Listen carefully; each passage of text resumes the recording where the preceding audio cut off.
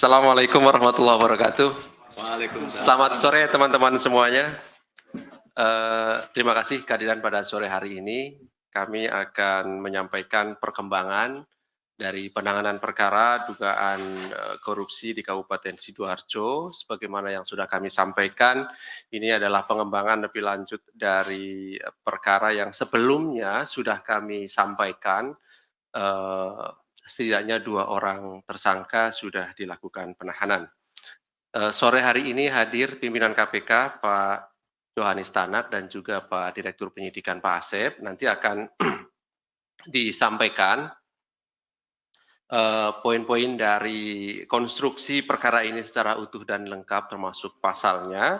Dan setelahnya seperti biasa kami beri kesempatan pada teman-teman untuk bertanya. Kita fokuskan lebih dahulu pertanyaan dari teman-teman terkait dengan perkara yang nanti akan disampaikan oleh pimpinan dan juga Pak Asep.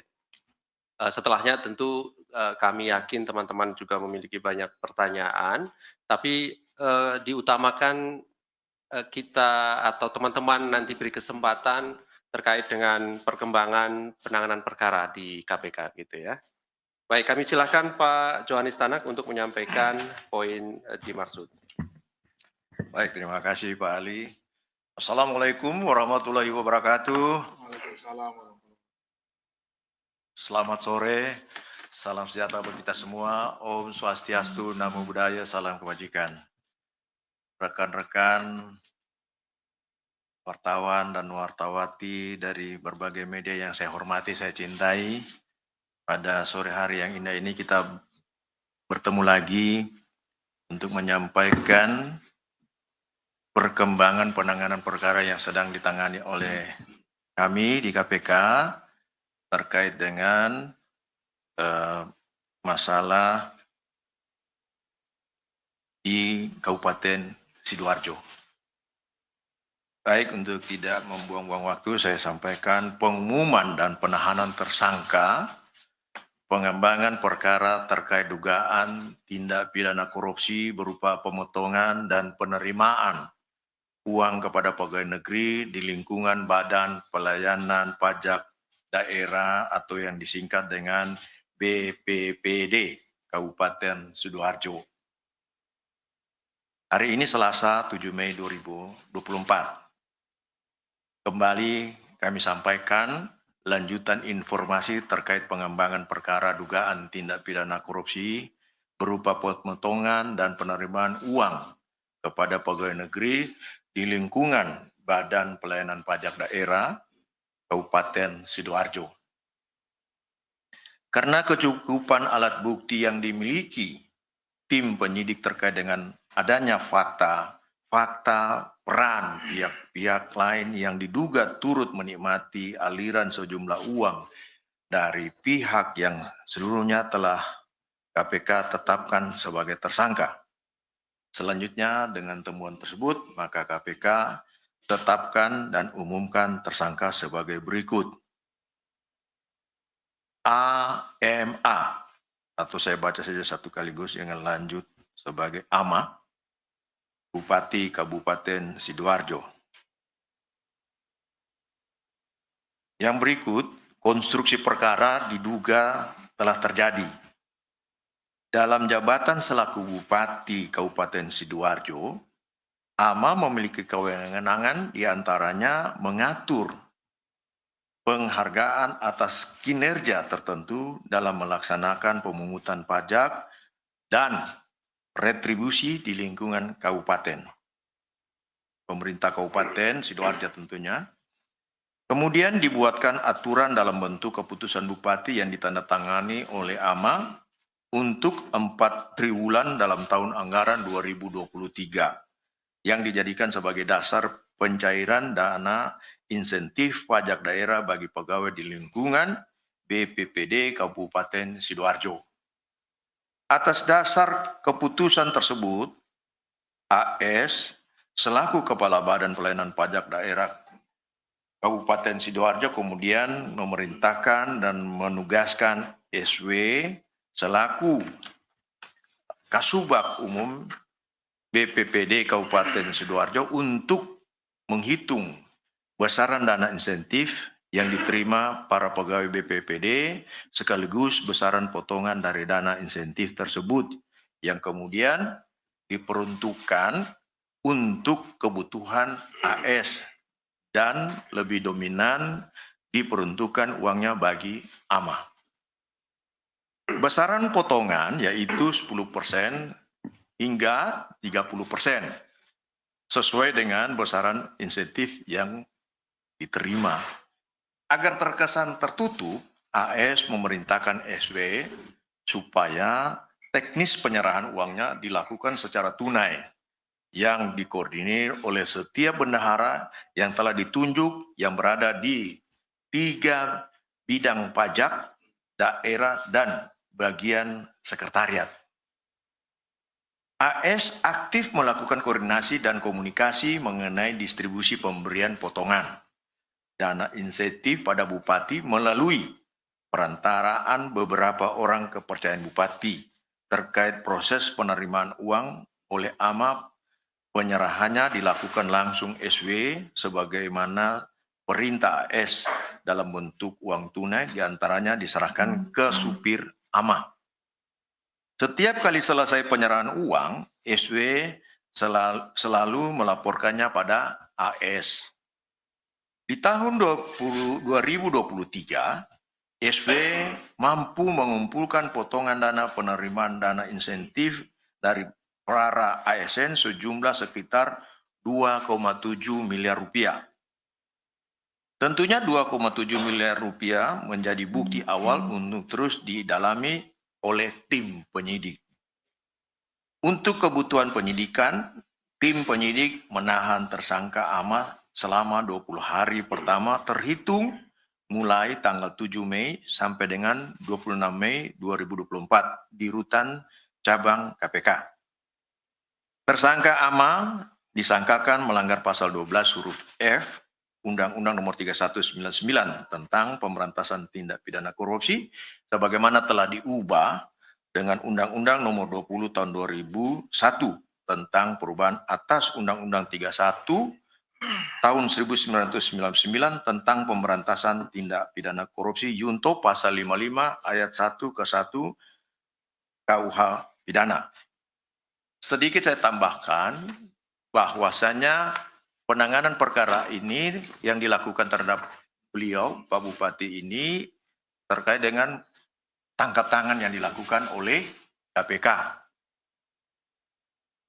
Jadi kalau yang dikatakan tangkap tangan, sejak semula tentunya sudah sebagai tersangka. Dan tersangkanya antara lain dalam pengembangannya adalah Bupati AS ini. Saya kira itu yang bisa saya sampaikan dan saya mungkin ada yang perlu dijelaskan lagi, saya serahkan kembali kepada Pak Ali. Baik, terima kasih Pak Johanis Tanak yang sudah menyampaikan perkembangan dari penanganan perkara dimaksud. Pada prinsipnya hari ini kami mengumumkan satu orang sebagai tersangka dalam perkara dugaan korupsi di Sidoarjo, yaitu AMA Bupati Kabupaten Sidoarjo periode 2021 sampai dengan sekarang, dan dilakukan penahanan selama 20 hari pertama, tentu nanti dapat diperpanjang sesuai dengan kebutuhan, sampai 26 Mei 2004 di rutan cabang KPK. Baik. Perlu ditambahkan. Ya, Nanti. pertanyaan. Ya, sudah cukup ya Pak Asif? Oke, silakan. Baik, kami silakan 3 orang penanya lebih dahulu ataupun lebih juga nggak apa-apa. Kita fokuskan perkara ini dulu. Mas Chandra, oke silakan di belakang Mas Jamal ya. Mas Jamal dulu Mas Chandra ya, sebentar ke depan. Silakan.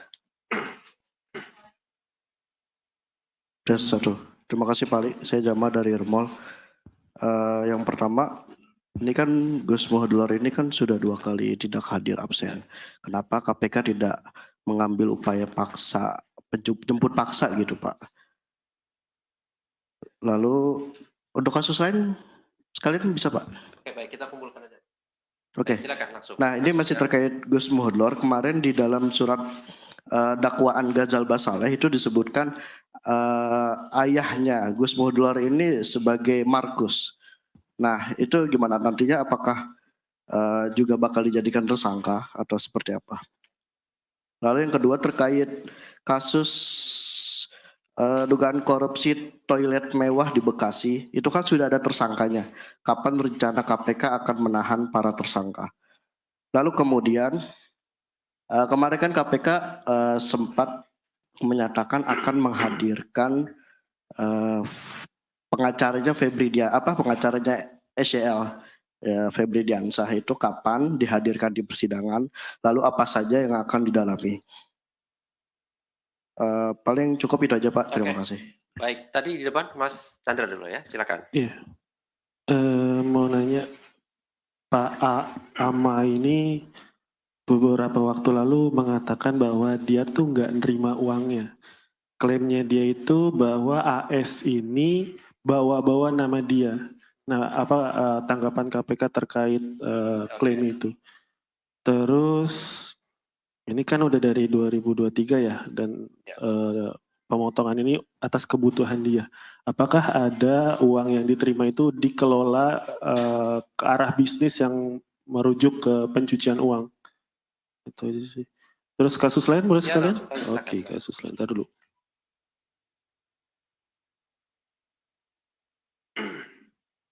Mau nanya soal kasus DJKA, penetapan tersangka terhadap M. Suryo itu kelanjutannya gimana ya? Apakah dia memang sprindiknya sudah diterbitkan atau belum? Terus yang kedua, Wamenkumham itu gimana kelanjutannya? Karena kan banyak juga yang bingung nih, ini bahkan KPK dituduh ada beberapa pihak di KPK yang menutup perkara ini karena nggak kunjung-kunjung ditetapkan lagi sebagai tersangka. Karena kasihan juga Wamenkumham kan kayak dia mau kemana-mana dibilang tersangka gitu. Terus pengacara Lukas di kasus TPPU-nya Nur Hadi itu kapan dipanggil lagi ya? Apakah sudah ada jadwal? Itu aja sih untuk kasus lain. Oke, silakan. Yang sini dulu ya Mas Edi. Ya, Sore, izin saya Niam dari Kompas.com mau menambahkan pertanyaan Jamal terkait bapaknya Gus Muhdar ini. Kan kalau di dakwaan Ghazal Basaleh dia kontakan dan malah yang menyambungkan salah satu terdakwa yang ngurus perkara kasasi dengan pengacara namanya Riyad kayak gitu ya. Nah, apakah emang maksudnya tindakan ini udah dilakukan berulang kali karena ada yang bilang kalau Riyad emang biasa ngurus kayak gitu. Terus apakah ada aliran dana juga kepada ayahnya Gus Muhdar ini kayak gitu? Mengingat soalnya jatah yang diberikan untuk Ghazal Basaleh itu kan hitungannya cuma 200 juta sementara si Riyad malah lebih gede gitu. Oke. Nah, itu sih. Iya. Kemudian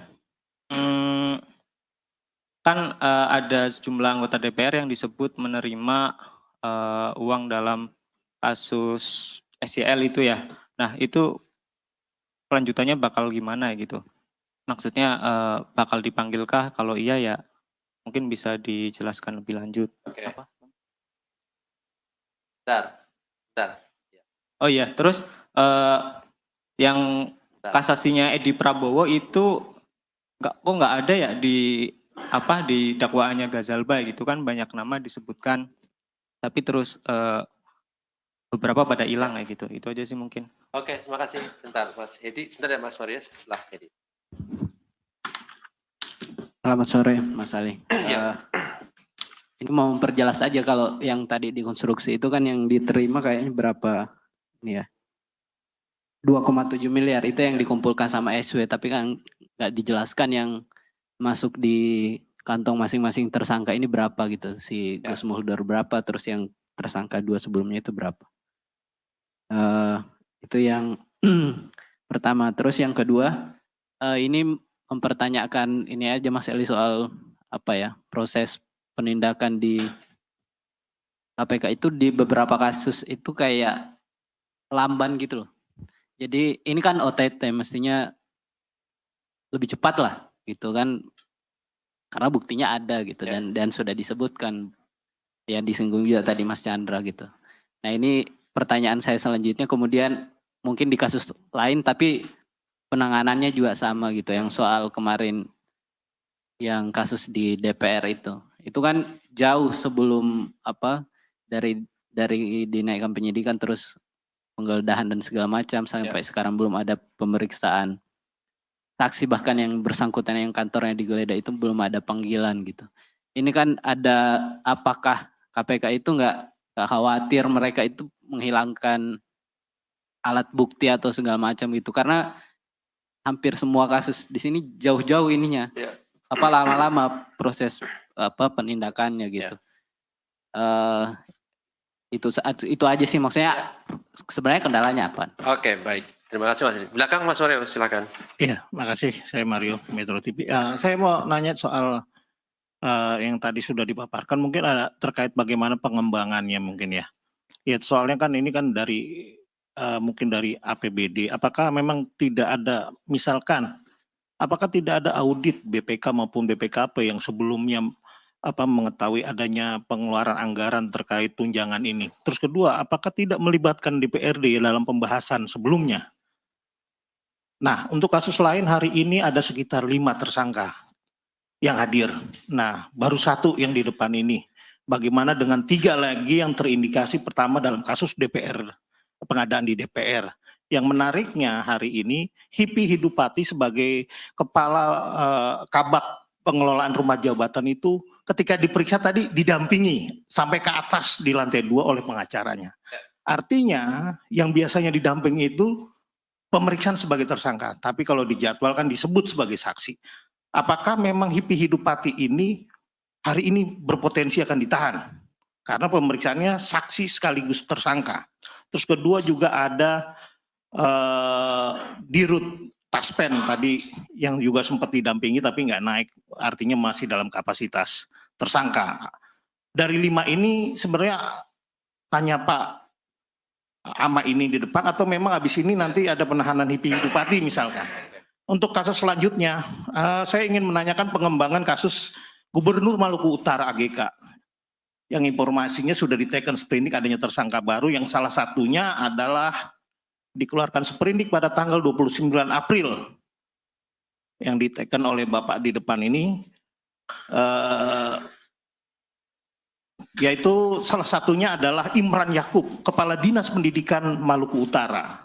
Kapan beliau ini akan diperiksa? Karena ini kan berkaitan soal jual beli jabatan ketika dia mengisi posisi dia sebagai Kadis Pendidikan dengan setoran-setoran atau bahkan dengan bunganya. Kapan ini akan diperiksa? Dan kemudian yang menarik menurut saya dalam proses pemeriksaan AGK ini, Abdul Ghani Kasuba ini, ketika ada pemeriksaan di luar Pemprov, selalu ditulis swasta, dan itu dipilah. Untuk PT ini nama ada, tapi ketika ada nama Harita itu swasta ditulis.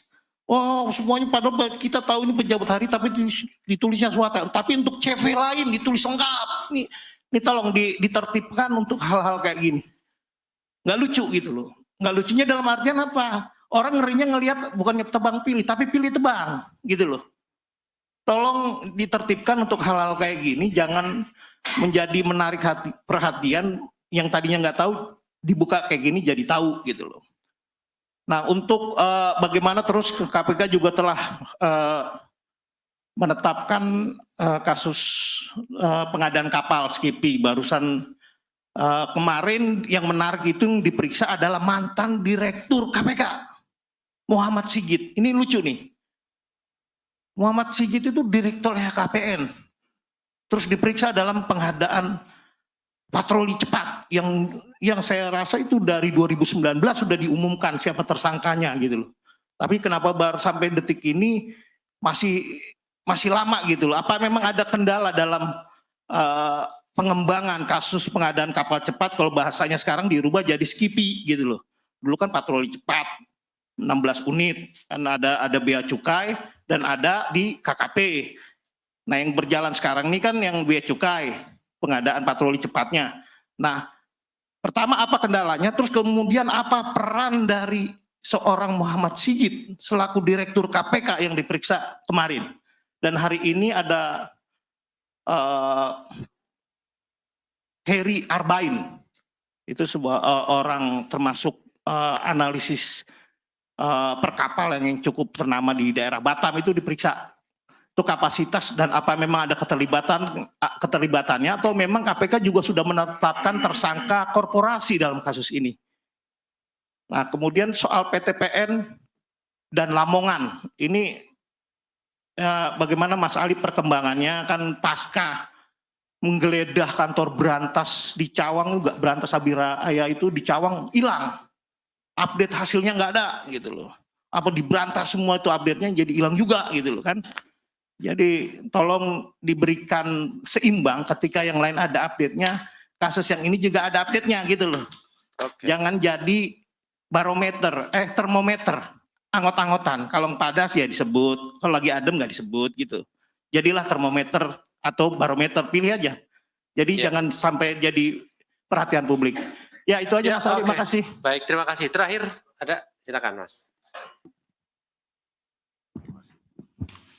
Izin Mas Ya. Wahyu dari Rakyat Merdeka. Saya nanya sedikit aja. Pertama kan bukti awalnya kan 2,7 di tahun 2023. Sementara sebelumnya kan ada di awal-awal rilis waktu OTT awal-awal yang tersangka SW itu ada juga dugaan dari 2021 Ya. dan 2022. Itu nilainya berapa ya? Satu itu. Kedua, sebelumnya kan sebelum ditahannya Gus Muhdlor ini ada ancaman ke PH sebelumnya ketika Mustafa Abidin kalau nggak salah mendampingi beliau. Ada ancaman untuk pasal 21 perintangan penyidikan ya. Itu masih berlaku nggak ya? Karena PH yang sekarang kan beda kan orangnya. Oh beda, oke. Itu. Ketiga, soal rumah Andi Pramono yang 20 unit di salah satu perumahan di Batam. Kan dari 49 unit di Batam, 20 diantaranya ada di satu perumahan tuh. Itu termasuk TPP-nya juga udah disita apa belum ya Mas?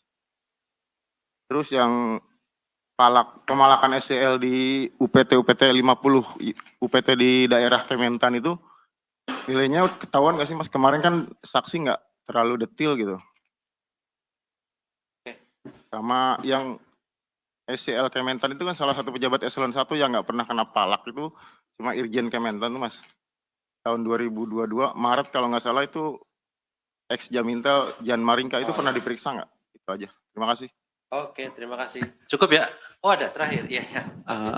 Terima kasih Mas Ali, Bapak. Saya Aji dari CNBC Indonesia. Mau nanya soal kasus Taspen Pak. Untuk ini kan Dirutnya diperiksa Pak. Nah untuk materi pemeriksaannya sendiri apa? Apakah yang soal investasi 1 triliun itu juga didalami dari yang bersangkutan? Terus kedua ingin untuk sumber dari yang 1 triliun itu apakah sudah bisa dipastikan Pak? Berarti dari dana kelolaannya yaitu uang pensiun PNS itu apakah itu atau bukan? Terima kasih Pak. Oke. Cukup ya teman-teman, saya kira mewakili semuanya dari belakang, depan, samping kanan kiri saya sudah semuanya. Terima kasih atas responnya. Kami silakan pimpinan Pak Joni Serang ataupun nanti tambahkan Pak Asep untuk lebih detail dan teknis. Kami silakan Pak. Baik, saya akan menjelaskan yang saya paham dan nanti selanjutnya akan dijelaskan oleh Pak Asep ya selaku Direktur Penyidikan. Terkait dengan jemput paksa itu bisa dilakukan saja, tapi tentunya kita punya etika juga dalam konteks bagaimana kemudian kita harus melakukan paksa. Kalau misalnya 1 kali kita panggil, 2 kali tidak panggil, ternyata memang dia memberikan satu alasan yang realnya nyata, orang itu sakit. Kita juga meriksa orang sakit kan nggak boleh menurut hukum acara. Karena ketika kita melakukan pemeriksaan, yang pertama harus ditanya, apakah saudara dalam keadaan sehat, jasmani dan rohani. Nah begitu juga dengan pemanggilan. Kalau dia juga kurang sehat dan ada surat keterangan yang membuktikan bahwa memang beliau itu tidak sehat, kita juga nggak bisa mengupayakan secara paksa. Kita akan memanggil kembali lagi. Bahkan kalau orang sakit, kalau kita lagi periksa sebagai tersangka, kita tahan, kita periksa, kemudian sakit kan kita juga harus bawa ke rumah sakit. Dan ini kan banyak yang terjadi ya. Jadi apalagi kalau baru 2 kali, biasanya kalau menurut KUHAP itu 3 kali dipanggil dengan itikat baik, tidak datang, kita lakukan upaya paksa. Tapi kalau dia menjelaskan bahwa saya sakit, ada surat, ada keterangan dokter, ya kita juga tidak bisa memaksakan. Kira-kira seperti gitu. Kemudian ayahnya beliau sebagai Markus, kita harus memegang asas dalam hukum acara presumption of innocence. Iya kan? Kita tidak bisa serta-merta bahwa mengatakan ayahnya itu Markus. Sementara kita belum punya bukti. Nanti kalau toh memang kita punya bukti untuk itu, Tapi terkait dengan penanganan perkara korupsi, ya kita lakukan. Tapi kalau tidak dalam konteks perkara korupsi, tentunya kita juga tidak lakukan. Ada aparat penegak hukum yang lain yang bisa nangani. Kira begitu, Mas. Kemudian kasus di Bekasi ini saya belum tahu, nanti dijelaskan sama itu. Menghadirkan SYL, ya, Febri dalam perkara SYL. Ini nanti kita akan, tentunya penyidik akan melihat lagi bagaimana perkembangannya. Tidak menutup kemungkinan satu waktu memang dipanggil dan dihadirkan untuk dimintain keterangan. Persidangan, Pak. Dalam sidang. Kalau sekarang tentunya dalam sidang nantinya, karena dalam BAP sudah ada itu. Kemudian membawa nama-nama AS. Nah itu kalau mau, misalnya dia terima uang, sebenarnya saya tidak terima uang, cuma nama saya yang dijual. Itu nanti dalam pemeriksaan nanti Pak Direktur Penyidikan lah yang jelaskan itu bagaimana konteksnya itu. Kemudian apakah ada pencucian uang? Pasti penyidik akan mengarah ke sana manakala ada ditemukan ada pencucian uang, pasti akan dakwaannya nanti tuntutannya penyidikannya arah ke sana dan dakwaannya pasti akan ke sana juga. Tidak hanya dakwaan tunggal. Kemudian DJKA, penetapan terhadap Suryo, ini perkembangannya yang saya belum tahu lebih lanjut bagaimana, biar nanti dijelaskan lagi oleh Pak Direktur Penyidikan. Kemudian Wamenkumham yang sudah permohonan pra-peradilannya sudah diterima. Itu saya sudah pernah sampaikan kepada teman-teman bahwa yang namanya pra-peradilan itu bersifat administratif. Kita keliru dalam menetapkan tersangka menurut dia dalam pra-peradilannya, sehingga kemudian oleh pengadilan menerima permohonan pra-peradilannya. Tetapi tidak berarti perbuatan melawan hukumnya itu kalau ada kemudian dihapus karena adanya putusan pra-peradilan. Nah untuk itu sekarang kita sedang dalamin, karena kita kan nggak boleh kemudian menetapkan lagi seseorang tersangka pada tahap penyidikan. Harus ada proses dulu lebih awal, karena demikian yang dikatakan dalam KUHP bahwa penyidikan adalah serangkaian tindakan penyidik untuk mencari dan menemukan bukti. Ya, jadi kita cari dulu bukti. Dengan bukti itu kemudian membuat terang siapa pelakunya. Oleh karena itu kita sedang mencari bukti lagi, memperkuat. Setelah itu nanti kita terbitkan surat perintah untuk melakukan penyidikan. Dengan penyidikan ini kita cari bukti. Nanti kalau kita temukan nanti kita tetapkan tersangka. Ini cuma tinggal masalah proses dan waktu saja barangkali. Kita harus tetap sesuai dengan mengikuti koridor dalam hukum acara. Kemudian bagaimana dengan pengacara Lukas? Pengacara Lukas tentu masih kita akan panggil lagi dengan itikat baik. Kita berharap supaya beliau datang. Kalau perlu teman-teman dari media juga menyampaikan kepada beliau bahwa Anda sudah dipanggil untuk yang kesekian kali. Menurut KUHP, apabila saudara tidak datang, saudara bisa diancam menghalang-halangi proses pemeriksaan perkara tindak pidana korupsi yang sedang ditangani oleh KPK, sehingga Anda dapat diancam hukuman.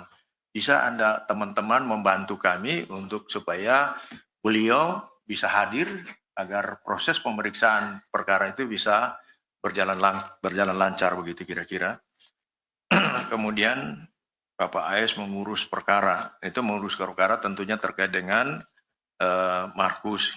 Yang saya bilang kita masih tetap memegang teguh asas praduga tak bersalah. Kalau kita tidak punya bukti, jangan kita mengatakan bahwa dia, kecuali kita sudah punya bukti yang cukup.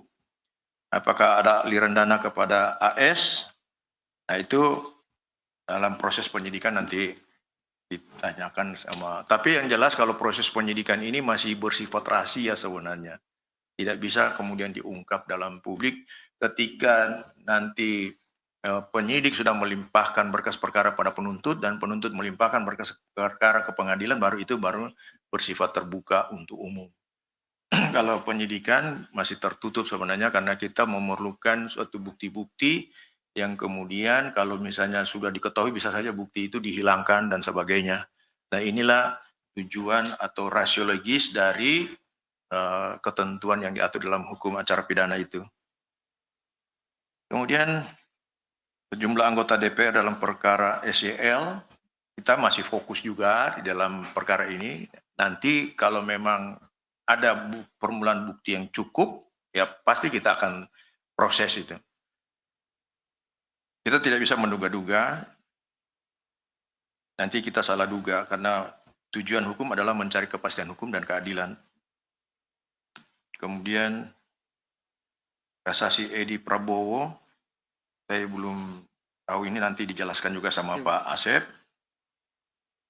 Kemudian memperjelas Bapak diterima oleh, nah ini berapa yang diterima oleh masing-masing, ini juga nanti mungkin dari penyidik juga, ya mungkin ini masih nanti di pengadilan juga barangkali ini lebih pas, nanti juga dibuka untuk umum. Tapi nanti bagaimana Pak Asep?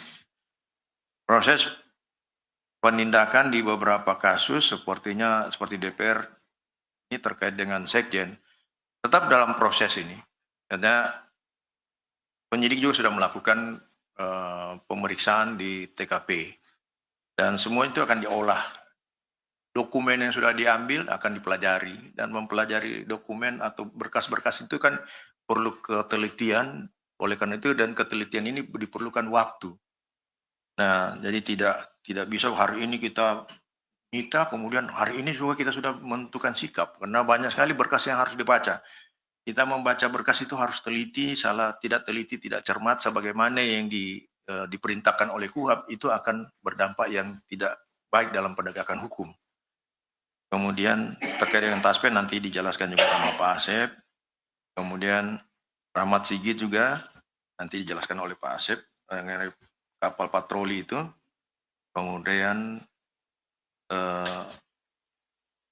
begitu juga dengan 2,7 miliar pada tahun 2023 dan 2021 yang nanti dijelaskan oleh Pak Asep juga.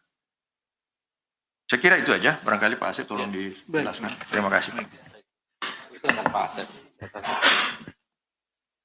Terima kasih pimpinan dan rekan-rekan sekalian yang berbahagia. Izinkan saya menambahkan beberapa hal yang tadi sudah dijelaskan oleh Pak JT. Dari Mas Jamal, ini yang jemput paksa sudah dijelaskan tadi oleh beliau, tapi kami tambahkan bahwa ketika yang bersangkutan tidak hadir dan mengirimkan surat bahwa sedang tidak sehat, itu kan sudah dirilis sama Mas Ali gitu ya. Nah, kami juga memerintahkan tim ke sana untuk mengecek. Jadi penyidik ada datang ke rumah sakit tempat saudara Ama ini dirawat. Gitu. Jadi kami melakukan pengecekan. Nah, setelah pengecekan memang di sana saudara Ama ada, kemudian juga penyidik ketemu dengan dokternya. Artinya bahwa memang benar-benar yang bersangkutan sakit. Kalau ada ketidakhadiran itu karena alasan yang memang benar-benar ada alasannya dan masuk akal gitu ya, termasuk salah satunya sakit, ya tentunya kita seperti tadi disampaikan oleh Pak JT tidak bisa melakukan begitu saja jemput paksa gitu, seperti itu. Kemudian yang perlu kami tambahkan terkait dengan penanganan perkara toilet Bekasi ini, di rekan-rekan ditunggu, jadi kita sedang berproses karena ada seperti beberapa waktu lalu saya sampaikan ada 488 titik ya ini, dan masing-masing toilet itu memiliki markdown-nya masing-masing gitu ya. Jadi ada yang lantainya yang berbeda dengan spek yang awal gitu, ada juga yang dindingnya, ada juga yang atapnya, jadi tidak semuanya. Kemudian juga ini terbagi di beberapa vendor, sehingga ini memerlukan waktu yang cukup untuk satu persatu kita menelisik berapa sebetulnya kerugian dari masing-masing toilet tersebut. Jadi tidak bisa digeneralisir. Kemudian terkait dengan menghadirkan di sidang, tentunya JPU memiliki kewenangan dan perhitungan mana yang harus dihadirkan di persidangan untuk membuktikan atau keterangan dan memberikan dakwaannya, kemudian juga keterangan-keterangan yang diperlukan. Jadi di sana ada hak prerogatifnya ada pada jaksa penuntut umum. Kemudian yang perlu kami tambahkan juga terkait dengan masalah tidak menerima atau menerima keterangan dari tersangka itu juga ya dipersilakan untuk nanti dia membela diri gitu. Dibuktikan silakan nanti di persidangan karena kami dari penyidik juga memiliki keterangan-keterangan lain yang diperoleh baik dari para saksi maupun juga dari bukti-bukti yang kami temukan. Disilahkan saja, kami tidak mempermasalahkan tersangka menyampaikan sesuatu yang bertolak belakang dengan yang kami miliki keterangan seperti itu. Kemudian kami tambahkan juga di perkara Wamenkumham, saat ini juga pimpinan sudah memerintahkan kepada inspektorat untuk melakukan eksaminasi dari putusan tersebut karena tentunya juga kita tidak ingin bahwa itu kembali lagi terulang, artinya ada hal-hal yang perlu diperbaiki dari proses-proses yang ada pada kami sehingga ketika di pra-peradilan kembali itu tidak kalah lagi gitu gugatannya dari kami atau permohonannya ditolak gitu, seperti itu. Jadi eksaminasi dulu, kemudian juga perlu rekan-rekan ketahui bahwa saat ini untuk objek yang sama juga sedang dilakukan gugatan perdata oleh di pihak mereka ya, dan juga dilaporkan pidana. Jadi kita juga akan seperti tadi beliau sampaikan benar-benar meneliti, benar-benar melihat kembali perkara tersebut. Kenapa? Karena tadi di ranahnya perdata juga di pidana umum sedang sedang digugat di perdata, kemudian dilaporkan juga di Bareskrim seperti itu. Kemudian yang perlu kami tambahkan adalah terkait dengan sejumlah anggota DPR ini dari Mas Niam, ya, itu diketahuinya pada saat di persidangan, ya di persidangan kan dideklar di persidangan. Tentunya nanti proses yang ada pada kami adalah penuntut umum akan membuat laporan perkembangan penuntutan atau lapbangtut, di mana di laporan tersebut disebutkan bahwa ada temuan terkait dengan tindak pidana baru. Nah, pidana korupsi mungkin terkait dengan penerimaan sesuatu oleh siapa kan itu baru nanti dibawa ke laporan itu setelah dibuat, kemudian kita lakukan ekspos di kedeputian, kemudian lanjut ekspos kepada pimpinan untuk menyikapi temuan-temuan pada saat penuntutan. Jadi prosesnya ada juga yang namanya laporan pengembangan penyidikan. Ketika misalkan kami melakukan penyidikan lalu ditemukan ada pihak lain yang terindikasi melakukan tindak pidana korupsi, nah kami membuat laporan pengembangan penyidikan. Kemudian kami paparkan di tingkat kedeputian, setelah disetujui di tingkat kedeputian seperti apa, nanti kami akan paparkan di atau di pimpinan atau di ekspos di tingkat pimpinan seperti itu. Jadi step-stepnya seperti itu. Jadi mohon ditunggu rekan-rekan apa yang ditemukan, apa yang dideklar saat ini di persidangan, tentunya nanti tentu akan kita tindak lanjuti dengan proses yang seperti itu. Kemudian terkait dengan kasasi Pak Edi Prabowo, ini maksudnya di perkaranya Gazalba ya. Perkara Gazalba, ya kembali lagi kami sampaikan bahwa JPU memiliki hak prerogatif untuk membuktikan daripada dakwaannya mana saksi-saksi, mana peristiwa-peristiwa yang harus diungkap untuk membuktikan dakwaan tersebut supaya itu terbukti dan meyakinkan hakim. Apabila ada misalkan dua keterangan yang sama atau berapa orang yang sama, tentunya tidak harus semuanya dihadirkan seperti itu. Nah, hal itulah yang tentunya menjadi pertimbangan dari Pak JPU dan juga proses peradilannya itu harus cepat gitu seperti itu. Kemudian terkait dengan jumlah berapa ini dari Mas Hedi ini berapa yang diterima, ini terus berkembang ya Mas Hedi. Karena ini kan penyidikannya belum selesai. Jadi kami masih memeriksa beberapa saksi, kemudian mengumpulkan dokumen. Jadi saat ini kami belum bisa menyampaikan berapa pasnya gitu.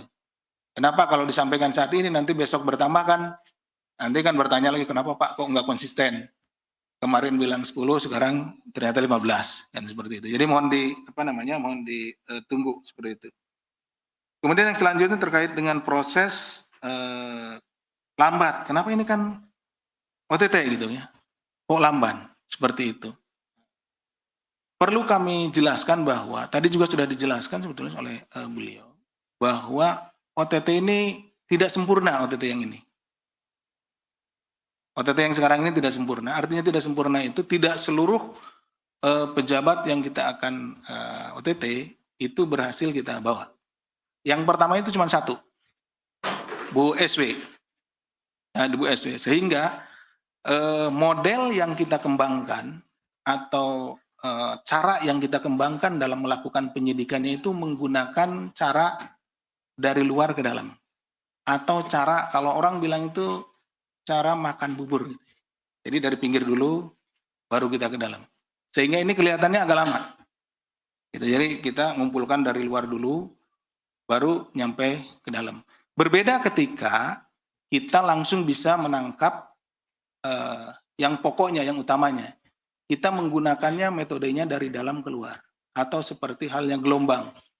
Jadi kita udah ketahuan, dapat semua nih sama ininya. Jadi lebih gampang gitu.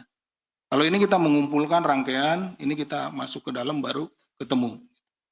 Seperti itu. Jadi mohon rekan-rekan pahami bahwa ada proses-proses yang harus kami jalani, harus kami lakukan. Tapi alhamdulillah dengan bantuan dari rekan-rekan, informasi dari rekan-rekan dan juga dari masyarakat, ini bisa kita selesaikan. Ya, rekan-rekan bisa lihat pada hari ini. Kemudian terkait juga dengan perkara yang di DPR. Perkara tindak pidana korupsi itu secara garis besar ada kerugian keuangan negaranya, ada yang tidak. Saya bagi dua secara besarnya, walaupun secara ini bisa dibagi 7 klaster. Nah, yang DPR ini terkait dengan pasal yang kita gunakan adalah pasal 2 dan pasal 3, di mana mensyaratkan atau salah satu unsur pasalnya adalah adanya kerugian keuangan negara. Tentunya kita akan sangat hati-hati, walaupun dalam semua perkara tentunya akan hati-hati. Dalam hal ini maksudnya ada pihak lain dalam hal ini yang melakukan perhitungan kerugian keuangan negara adalah bukan domainnya pada kami, bukan pada KPK, bukan pada penyidik, tetapi bisa BPK, bisa BPKP gitu, seperti itu ya. Jadi kami juga menunggu proses perhitungan kerugian keuangan negaranya, kemudian kami juga harus mensuplai data-data. Sementara data-datanya itu juga kan harus lengkap. Prosesnya sejalan dengan proses yang kita lakukan, penggeledahan di mana dapat misalkan seperempatnya datanya, kemudian kita salurkan kepada ahli yang akan menghitung kerugian keuangan negaranya, kemudian kita geledah lagi di satu tempat, dapat lagi sebagian yang dari keterangan dan bukti-buktinya kami kirim lagi. Jadi terus berproses seperti itu, sehingga kelihatannya memang aman. Tapi insya Allah ini terus berjalan dan rekan-rekan juga bisa memantau. Saksinya masih kita panggil, kemudian tersangka juga kita panggil. Dan termasuk ini juga menjawab dari pertanyaannya Mas Mario. Hari ini dipanggil 5 orang tersangka. Kenapa yang ditahan cuma 1? Kan begitu ya pertanyaannya. Nah, pertama penahanan itu kan tidak harus ditahan seorang. Yang kedua kami juga memperhitungkan waktu. Karena ketika kita melakukan penahanan, kita terikat dengan waktu penyelesaian perkara. Sementara kita akan mengukur bahwa apakah keterangan-keterangan maupun bukti-bukti ini sudah cukup atau tidak untuk kita di P21 atau berkas perkara ini selesai atau berkas perkara ini lengkap yang kemudian bisa diserahkan kepada JPU atau di tahap 2 kan. Nah, dengan kita mengukur itu, tentu kita akan melihat juga nih, orang ini kapan akan kita panggil atau akan kita tahan, dan kapan akan kita dipanggil sebagai tersangka tapi belum dilakukan penahanan. Mohon bersabar pada waktunya nanti, setelah kami juga merasa bahwa ada perkara ini cukup, ya tentunya ini akan kita lakukan penahanan. Kemudian ini untuk pengembangan perkaranya dari Mas Mario bagaimana? Ya tentunya Mas Mario di penyidikan apabila kami menemukan ya perkara lain di dalam perkara saudara Ama ini tentu kita akan membuat perkembangan penyidikan dan apabila ditemukan di penuntutan nanti akan ada pengembangan penuntutan. Yang penahanan 3 lagi tadi, yang 5 sudah kami sampaikan termasuk dengan Pak Dirut Taspen. Kemudian juga kami tambahkan bahwa pelaku tindak pidana korupsi itu tidak tunggal. Biasanya 2, 3, dan lebih gitu ya. Jadi lebih dari 2 orang. Jadi masing-masing si tersangka ini akan juga menjadi saksi dari tersangka yang lainnya. Gitu. Jadi pemanggilan misalkan sekarang dipanggil saksi. Nah dia ya datang ke sini sebagai saksi. Dipanggil tersangka ya datang sebagai tersangka. Kadang karena waktunya misalkan kita melihat oh waktunya cukup dalam 1 hari. Yang dipanggil dia tinggal dibalik aja pertanyaannya untuk saksi, kemudian setelah itu dilanjutkan untuk tersangka apabila dia tidak memiliki waktu yang cukup. Kemudian pengembangan perkara Gubernur Malut, ini Kadis Pendidikan ini ditunggu saja. Ini terima kasih kepada Mas Mario, sepertinya ini sangat mengetahui gitu. Ini sudah naik, yang ini sudah jadi tersangka, gitu, yang ini monitor betul gitu kan. Tapi saya juga tidak kaget. Kenapa? Karena tiap saya pagi-pagi masuk ini, beliau sudah ada duduk di depan gitu kan, di kursi itu sambil selonjoran. Saya suka lihat. Gitu. Jadi lebih tahu. Dengan kijang coklat. Ya, dengan kijang coklat. Jadi wajar kalau setiap pagi dari pagi orang-orang yang masuk itu udah hafal itu mana yang pegawai KPK, mana saksi yang dipanggil, mana tersangka yang dipanggil gitu. Jadi sudah tahu gitu. Ya Pak, pegang absensi. Ini terkait juga LHKPN ya di kapal Skippy dan lain-lain. Tentunya kami memanggil seseorang itu karena orang tersebut memiliki informasi yang ingin kami peroleh gitu ya untuk diminta keterangannya supaya perkara yang sedang kami tangani bisa selesai. Seperti itu. Kalau nanya apa sih Pak yang ditanyakan, itu udah masuk materi gitu. Jadi nanti tunggu. Nanti di persidangan juga kalau dipanggil ke persidangan sudah terbuka untuk umum, rekan-rekan bisa tahu. Kemudian PTPN Lamongan ditunggu saja. Itu saya besok dan minggu depan ya, ditunggu ya. Itu clue-nya. Dari Mas Wahyu, ini nilai awalnya berapa? Ini sudah tadi saya sampaikan juga.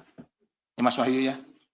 Ini kan masih belum selesai, jadi bisa naik turun nanti kalau saya sampaikan ini. Kemudian ada ancaman kepada PH yang sebelumnya ya terima kasih. Ini rekan-rekan sudah menyampaikan itu juga di pemberitaan sehingga yang bersangkutan bisa sadar dan sekarang ganti gitu ya. Kemudian terkait dengan perumahan ini Pak AP di Batam. Di Batam tim tidak hanya perumahan, ada beberapa bidang tanah dan yang lainnya yang sudah kita lakukan penyitaan. Tim sekitar 1 mingguan ada di sana. Gitu. Tapi kami tidak bisa menjelaskan mana yang mananya itu sudah masuk materi. Kemudian ini terkait dengan Irjen di Kementerian Pertanian. Kementerian Pertanian apakah tidak diminta keterangan dan lain-lain. Tadi kami melihat yang tidak memiliki informasi, kami kira tidak memiliki informasi, tentu tidak akan kami panggil. Yang memiliki informasi pun kami saring. Misalkan ada 10 orang memiliki informasi yang sama. Tentu tidak 10-10-nya kita akan minta keterangan. Karena keterangannya sama. Jadi mungkin hanya 2 atau 3 karena satu saksi bukan saksi, kita paling 2 atau 3 orang untuk dijadikan saksi. Dari 10. Gitu. Jadi rekan-rekan mesti memahami bahwa tadi sering disampaikan oleh beliau bahwa peradilan itu juga harus cepat, dia murah dan lain-lainnya gitu seperti itu. Nanti akan terlalu bertele-tele dan berkasnya akan sangat panjang gitu ya, tinggi. Kemudian dari Mas Aji ini perkara taspen. Perkara taspen sekarang sedang berjalan berlangsung. Tadi juga salah satu ininya dipanggil, sangkanya seperti itu. Kalau materinya, mohon maaf, Mas Haji ya, nanti ditunggu saja. Saatnya nanti di persidangan sudah terbuka nanti kan. Ini. Kemudian yang kedua, terakhir dari Mas Haji ini, sumber apa?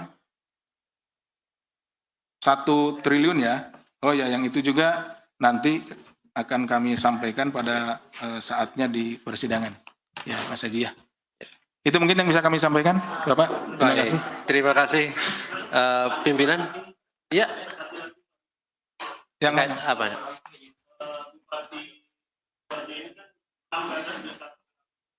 Oh, sebelumnya itu. Oh, begitu.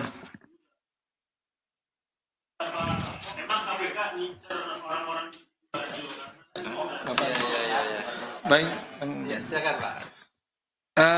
Mas Chandra, jadi begini, kami setelah selesai suatu perkara ditangani, kami membuat yang namanya laporan hasil penyidikan.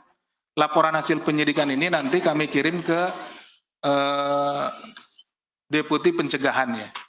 Nanti Deputi Pencegahan itu bisa dilihat nanti seperti apa modus operandinya dan lain-lainnya, dan itu akan menjadi bahan bagi pencegahan termasuk juga ke kabupaten itu sendiri dan ke kabupaten-kabupaten lain bahwa oh ada ini modus operandi seperti ini. Jadi misalkan Bapak Ibu para pejabat di kabupaten ini jangan melakukan ini. Itu seperti itu. Jadi ada pembelajaran yang diambil dari proses penyidikan yang telah selesai dan juga biasanya nanti termasuk juga sampai pada perkaranya kalau inkrah gitu. Lihat oh setelah perkaranya inkrah nanti di oleh pencegahan dibuat workshop ke masing-masing daerah seperti itu untuk supaya hal itu tidak terjadi kembali. Masalah ini kenapa kemudian terjadi lagi? Ya namanya juga kita sudah berusaha mencegah, tapi mungkin bagian itu ya kembali dilanggar gitu seperti itu. Dilanggar ya. Mudah-mudahan ini juga melalui konversi ini apa yang terjadi di sini ya ditonton oleh mungkin para pejabat di Pemda ya untuk tidak melakukan apa yang dilakukan oleh saudara Ama ini. Itu mungkin Pak. Baik. Terima kasih Mas. Baik. Terima kasih teman-teman semuanya. Terima kasih pimpinan Pak Johan Istana, Pak Asep yang hadir bersama kita pada sore hari ini. Terima kasih juga kehadiran teman-teman semuanya. Kami akhiri. Assalamualaikum warahmatullahi wabarakatuh. Waalaikumsalam.